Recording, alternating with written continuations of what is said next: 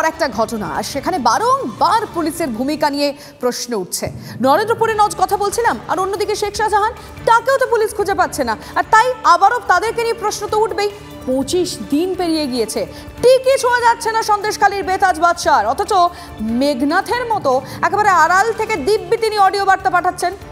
কখনো শুভেন্দু, কখনো সিপিএম এর প্রাক্তন বিধায়ক শাহজাহান খোঁজা দিচ্ছেন একের পর এক।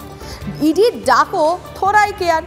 নগর দায়রা আদালতে শেখ শাহজাহানের আগাম জামিনের আবেদন করা হয়েছে। রক্ষা কবচের আর্জি শাহজাহানের আইনজীবীর, শাহজাহানের আবেদন গ্রাহ্যই করল না আদালত। অন্যদিকে শাহজাহানের আগাম জামিনের ঠেকাতে আদালতের কাছে সময় চাইছে ইডি। 3রা ফেব্রুয়ারি মামলার পরবর্তী শুনানি রয়েছে। আগাম জামিনের হলফনামায় সই করছেন, তবুও কেন অধরা শেখ শাহজাহান, প্রশ্ন উঠছে।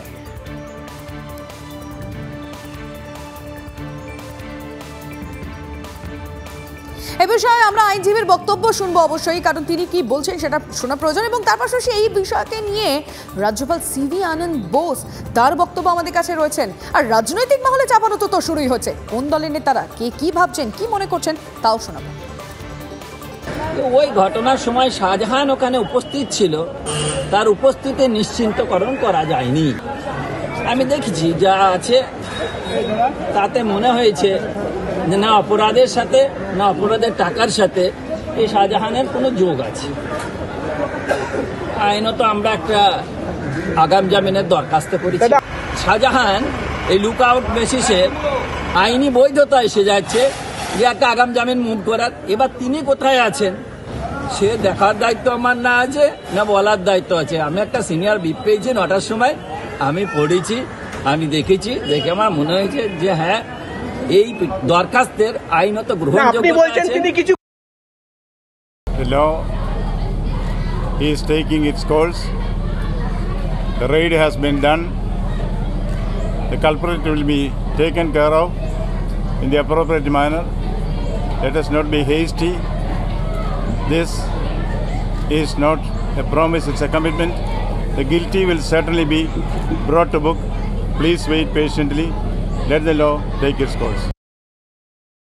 যাকে শেখ শাহজাহানকে যাদের ধরে দেওয়ার কথা তারাই তাকে লুকিয়ে রেখেছে, তো সেই জন্য পশ্চিমবঙ্গ পুলিশ বা ইন্টেলিজেন্স তাকে ধরে দেবে এটা ভাবা কঠিন। আর ওই ইন্টেরিয়ার জায়গায় সুন্দরবনে, সমুদ্রের মধ্যে, বাংলাদেশ বর্ডারে ইডির মতো সংস্থার পক্ষে গিয়ে কাজ করে তাকে ধরে নিয়ে আসা মুশকিল আছে রাজ্য সরকার সহযোগিতা না করলে। তারা করছে না, সেই জন্য ধরা যাচ্ছে না। কথা বলবো এই বিষয়ে আমাদের প্রতিনিধির সঙ্গে, অরিত্র রয়েছেন সরাসরি। আসুন অরিত্রের সঙ্গে কথা বলে আরো তথ্য জানার চেষ্টা করি। তবে হ্যাঁ, অরিত্রের সঙ্গে কথা বলার আগে একটা তথ্য আপনাদেরকে দিয়ে রাখতে চাইবো। অরিত্র, তুমি সঙ্গে থাকো। তাহলে লোকসভা ভোটের আগে আবারও পথে নেমেছে মহিলা তৃণমূল কংগ্রেস। কেন নেমেছে সেটাই অরিত্র ডিটেলে জানাবে। অরিত্র,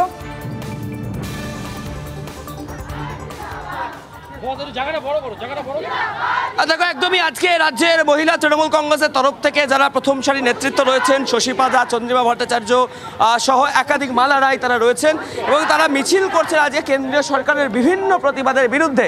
এবং ক্রমাগত আমরা বেশ কয়েকদিন আগে দেখেছিলাম দক্ষিণ কলকাতা জেলার মিছিল হয়েছিল এবং তারপরে আজকে শহরের একদম প্রাণকেন্দ্র সুবোধ মল্লিক স্কোয়ার থেকে তারা মিছিল শুরু করেছেন। একদম শশীপা দা রয়েছেন মিছিলের শুরুতেই। আমি একটু কথা বলার চেষ্টা করব। দিদি, আজকের মিছিল কি বার্তা, কিসের জন্য পথে নামলেন আপনারা?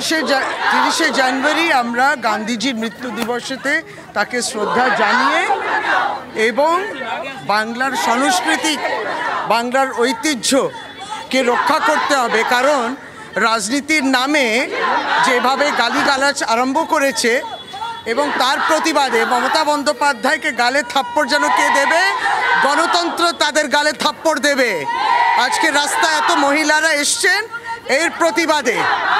মমতা বন্দ্যোপাধ্যায় সম্বন্ধে কুকথা বলে রাজনীতিতে এগোনোর মনে করছে এগোনো যাবে না, অনেক পিছিয়ে যাবে বাংলা। এগুলোকে, এই ভাষা এবং এই ভাষা দূষণ এর বিরুদ্ধে আজকে প্রতিবাদ, সেটা সুকান্ত মজুমদার হোক এবং শুভেন্দু অধিকারী হোক। রাজনৈতিক বক্তব্য রাখবেন রাজনীতিবিদরা, তারা এভাবে কুকথা বলতে পারেন না।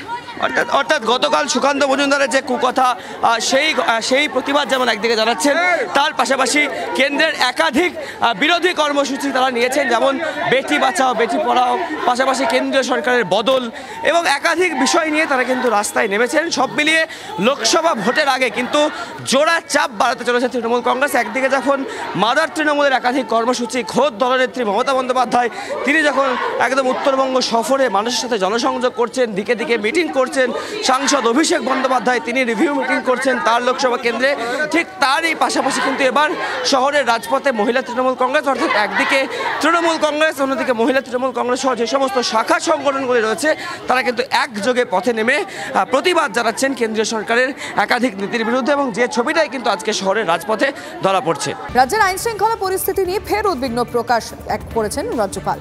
বাংলায় দুর্নীতির বিরুদ্ধে সরব হয়েছেন রাজ্যপাল। গান্ধীজি অহিংসার কথা বলতেন, কিন্তু বাংলা জুড়ে হিংসা চলছে। তোপ রাজ্যপালের, শুনবো তার বক্তব্য। Bengal is beset with violence and corruption. That has to end. That calls for a joint fight against it, above party politics.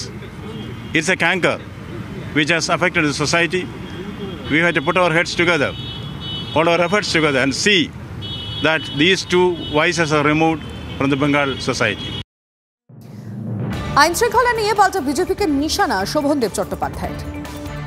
আমার কাছে প্রশ্ন হচ্ছে যে ভারতবর্ষ থেকে যখন হাজার হাজার কোটি টাকা নিয়ে চলে গিয়েছিল আমাদের দেশ ছেড়ে বিভিন্ন ব্যবসায়ী, তখন যে কারাপশন হয়েছিল তার দায় কার? তো শুধু বাংলা কেন, সারা ভারতবর্ষে বিজেপির রাজত্বে মানুষের নৈতিক মানের অবমূল্যায়ন হয়েছে। যদি সত্যি দুর্নীতির বিরুদ্ধে লড়াই করতে হয় তাহলে সমান চোখে দেখতে হবে সব রাজ্যে।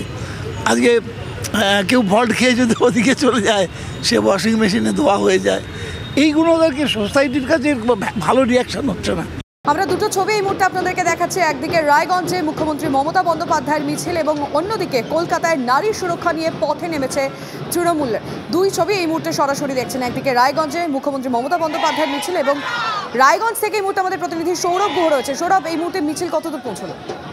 এবার প্রথমেই বলে দেওয়ার যে মুখ্যমন্ত্রীর প্রশাসনিক সভা ছিল, সেখানে কিন্তু কোনো পদযাত্রার কর্মসূচি ছিল না, কিন্তু আমরা দেখলাম রাহুল গান্ধী যিনি উত্তরবঙ্গে পদযাত্রা করেছেন, আজকে আচমকাই কিন্তু সকালবেলা থেকে ইসলামপুর চোপড়া হয়ে পদযাত্রায় সামিল হলেন মমতা বন্দ্যোপাধ্যায়। ইন্ডিয়া জোটের দুই শীর্ষ নেতৃত্ব রাহুল গান্ধী, মমতা বন্দ্যোপাধ্যায় ভৌগোলিক দূরত্বে খুব কাছাকাছি ছিলেন, এবং মনে করা হয়েছিল যে তারা হয়তো এক মঞ্চে আসতে পারেন। পাল্টা যেটা দেখা গেল, রাহুল গান্ধীর পদযাত্রার পাল্টা পদযাত্রা করলেন মমতা বন্দ্যোপাধ্যায়, যা আগামী লোকসভা নির্বাচনের আগে কংগ্রেস এবং তৃণমূল কংগ্রেসের সম্পর্কের মধ্যে যে বিভাজনের রেখা, সেই বিভাজনের রেখাকে আরো দীর্ঘ করলো, আরো স্পষ্ট করলো, এ কথা বলাই যেতে পারে। আপাতত তোমায় ধন্যবাদ। আমরা সেই ছবি দেখাচ্ছি। একদিকে রায়গঞ্জে মুখ্যমন্ত্রীর মিছিল, এবং অন্যদিকে কলকাতায় নারী সুরক্ষা নিয়ে পথে নেমেছে তৃণমূল কংগ্রেস।